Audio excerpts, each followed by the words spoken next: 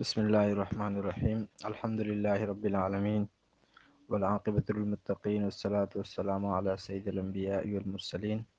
اللہم انفعنا بما علمتنا وعلمنا ما ينفعنا وزدنا علما رب اشرح لی صدری ویسر لی امری واحلل عقدۃ من لسانی یفقہوا قولی الحمدللہ قرآن کریم کی تفسیر اور ترجمے کے سلسلے میں ہمارا سبق آج قرآن کریم کے 30ویں پارے کی سورۃ القدر تک مکمل ہو چکا ہے، اور آج ہم سورۃ القدر کا آغاز کرنے جا رہے ہیں۔ سورۃ القدر اس کے مکی اور مدنی ہونے کے بارے میں اگرچہ علماء کا اختلاف ہے۔ بعض علماء یہ کہتے ہیں کہ یہ سورۃ مکہ مکرمہ میں نازل ہوئی ہے، اور بعض علماء کہتے ہیں کہ یہ مدینہ منورہ میں نازل ہوئی ہے۔ دونوں طرف اپنے اپنے دلائل موجود ہے، لیکن راجح قول کے مطابق، صحیح قول کے مطابق یہ سورۃ مکہ مکرمہ میں ہی نازل ہوئی ہے۔ یہ سورۃ کل 5 آیات پر مشتمل ہے، اور دیگر سورتوں کی طرح اس سورت کا بھی اپنے ماقبل کے ساتھ ایک ربط اور ایک تعلق موجود ہے۔ وہ اس طرح کہ اس سے پہلے سورۃ العلق کے اندر نبی کریم صلی اللہ علیہ وسلم کو پڑھنے کا حکم دیا گیا تھا، اور قرآن کریم کے پڑھنے کا امر تھا، حکم تھا، جبکہ اس سورت کے اندر اسی قرآن کریم کے نزول کا اور اس کی عظمت کا ذکر ہے۔ اسی طرح سورۃ العلق کے اندر یہ بتایا گیا تھا کہ جو پہلی 5 آیتیں ہیں وہ وحی کی بھی پہلی 5 آیتیں ہیں، یعنی سورۃ العلق کے اندر قرآن کریم سے دنیا میں نازل ہونے کا ذکر تھا کہ قرآن کریم کا نزول دنیا میں کیسے ہوا تھا، جبکہ سورۃ القدر کے اندر لوح محفوظ سے آسمانی دنیا پر جو قرآن کریم کا نزول ہے اس کا ذکر ہے۔ تو اس طرح مختلف ربط اور مناسبتیں دونوں صورتوں میں موجود ہیں۔ اسی طرح دیگر صورتوں کی طرح اس صورت کے لیے بھی ایک شان نزول مفسرین لکھتے ہیں کہ یہ صورت بھی کسی موقع اور کسی مناسبت سے ہی نازل ہوئی تھی، لیکن اب وہ مناسبت کیا تھی اور شان نزول کیا تھا، اس بارے میں پھر علماء کے مختلف قول ہے۔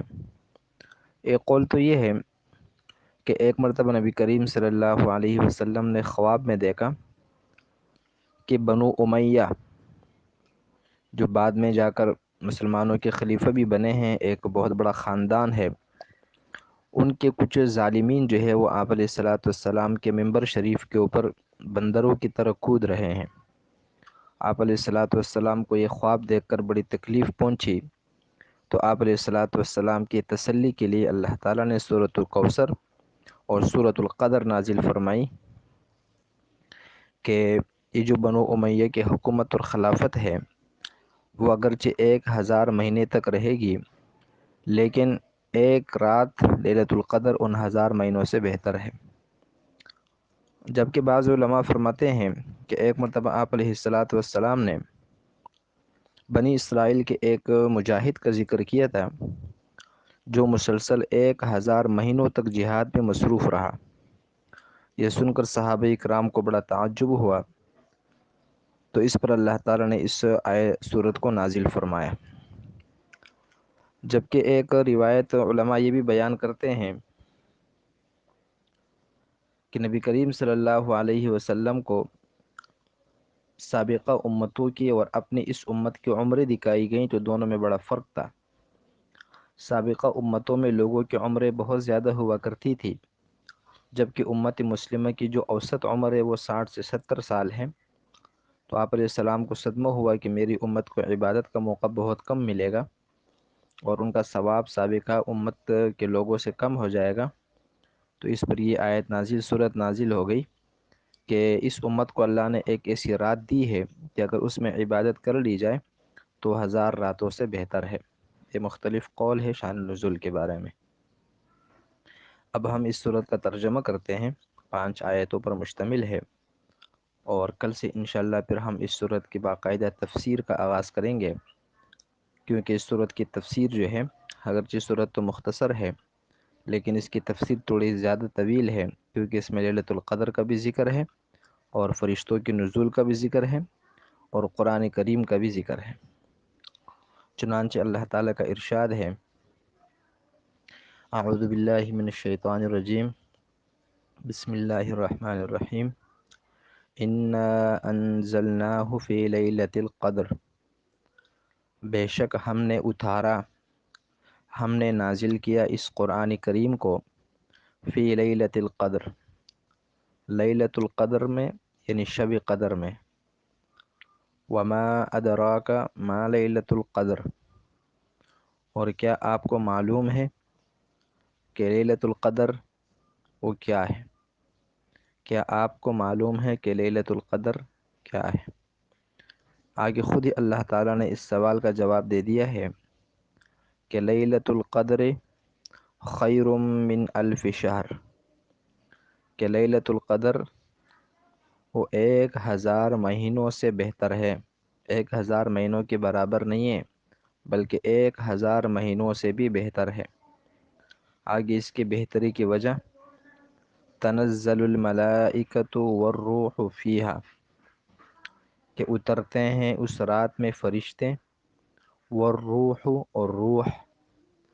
ہم جب تفسیر کریں گے تو وہاں بتایا جائے گا کہ روح سے کیا مراد ہے اور فرشتوں سے کیا مراد ہے، یہاں صرف ترجمہ سن لے، تنزل الملائکۃ، اترتے ہیں فرشتے، والروح اور روح فیہا، اس رات میں، بِإِذْنِ رَبِّهِمْ، اپنے رب کے حکم سے، اپنے رب کی اجازت سے، من کل امر، ہر امر کو لے کر، ہر معاملے کو لے کر، ہر حکم کو لے کر، سلام، وہ مکمل سلامتی ہے، سراسر سلامتی ہے، ہی حتی مطلع الفجر، اور وہ جو رات ہوتی ہے وہ ہوتی ہیں مطلع الفجر، فجر کے طلوع ہونے تک، فجر کے نکلنے تک۔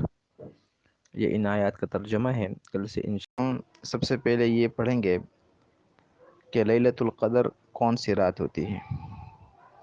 تو لیلۃ القدر کے تعین کے بارے میں علماء کرام کے تقریباً 40 اقوال ہیں،